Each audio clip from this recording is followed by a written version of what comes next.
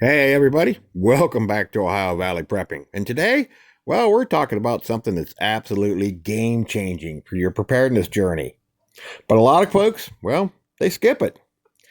I'm talking about getting off your couch, off your homestead, and into your local preparedness fairs, homesteading expos, or self-reliance conferences. There's tons of them around here.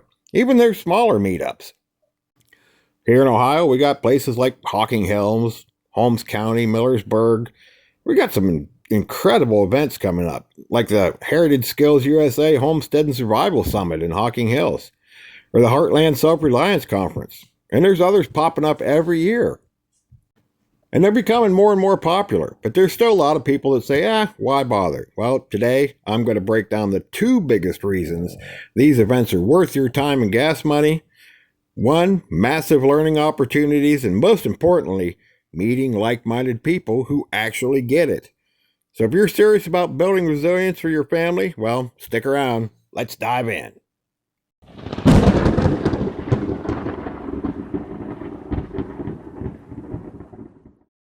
This here is the event that I actually went to today, and I went there for the two reasons I'm going to explain to you now. It's also where some of the other pictures came from. So the first reason to attend one of these events, obviously, learning and building skills. You know, the guys here on YouTube do a great job. They really do. But you can watch 100 videos on canning or off-grid solar or foraging, but there's nothing that beats seeing it in person, asking questions face-to-face, and, well, getting your hands dirty and actually doing it yourself. You know, what you can find in these little events? Well, they usually got live demos on food preservation, root cellaring, maybe rainwater collection if that's legal in your area. Yes, believe it or not, there are some areas where collecting rainwater is illegal, but allegedly, possibly, some of us may do it anyway. So hey, maybe you just want to learn about raising chickens in your backyard. There's people there that know about stuff like that. Workshops on people showing you how to sharpen tools, maybe build a rocket stove, or set up a basic medical kit. Most of the vendors at these things, well, they're not just there selling stuff. They're actually passionate homesteaders or survivalists who love explaining their gear and how it works for them. So think about it this way. If we ever have a long-term grid down situation or something similar, would you rather be relying on things that you've seen on YouTube, or would you rather have actually gotten in there and done it, practice it with your own hands and some guidance? And hey, because most of these events are going to be in your local area, they're going to be tailored to your region. You know, think things like clay soil gardening or dealing with heavy snow loads on structures, or maybe preserving food without relying on constant electricity. Look, the bottom line, these events accelerate your learning curve by years. You'll walk away with practical takeaways you can implement in your next weekend. You know, I'm not one of these people that can just read something and know exactly how to do it. I actually got to get some hands-on experience and do it myself. And that's what these events are for. Now, the second reason for attending these events, well, we talk about it here on YouTube all the time. Find your people. This is going to be even more valuable than any of the skills that you learn. You know, prepping and homesteading can feel kind of lonely sometimes. You know, your neighbors might think you're that crazy guy with all the buckets of freeze-dried food, or your coworkers just roll their eyes every time you talk about bugging out. But at these events, well, everyone's on the same page. You're around a group of like-minded individuals. You're going to be surrounded by folks that stockpile food and water for the same reasons you do. Economic uncertainty or natural disasters like floods here in the Ohio Valley, or just wanting to be self-reliant. So hey, while you're at these events, trade some tips. Maybe share some garden seeds, or even start some relationships that may lead to a mutual aid group eventually. But don't forget to vet your people. You know, just because they're at this event doesn't mean they're necessarily the kind of people you want in your group. However, your odds are a lot higher at an event like this. But still, hey, make some friends.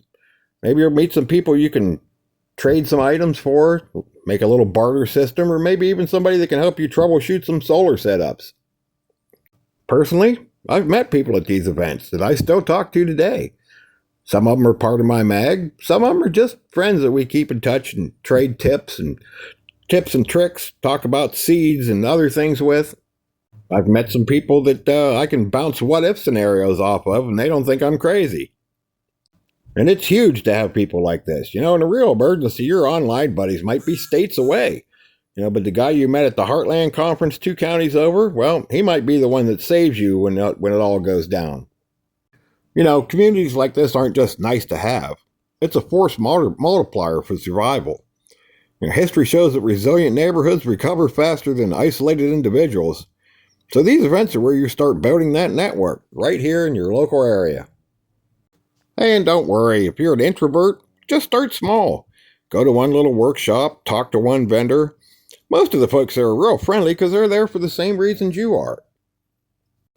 Okay, so how do you get started? Well, you can search for things online, homesteading expos, prepper shows, all kinds of things like that. This conference I just went to, I just happened to stumble across it on Facebook. So check out Facebook in your local area and see if there are any events coming up. And just see what's coming up. Hey, mark your calendar for some of the ones that are upcoming, like the Heritage Skilled Summit down in Hocking Hills. It's in May 1st through the 3rd, in case you're interested in that. I learned of another one in October that I am definitely going to go to down in Coshocton County, Ohio. And when you go to these events, make sure you bring like a notebook. Definitely bring some cash, because there are some vendors there that sell some books and things like that, seeds, other things. If you got some business cards, bring them. You can exchange them with some of the other people there. Or make sure you got your phone with you in case you get some contacts. Or maybe you want to take some pictures or some videos.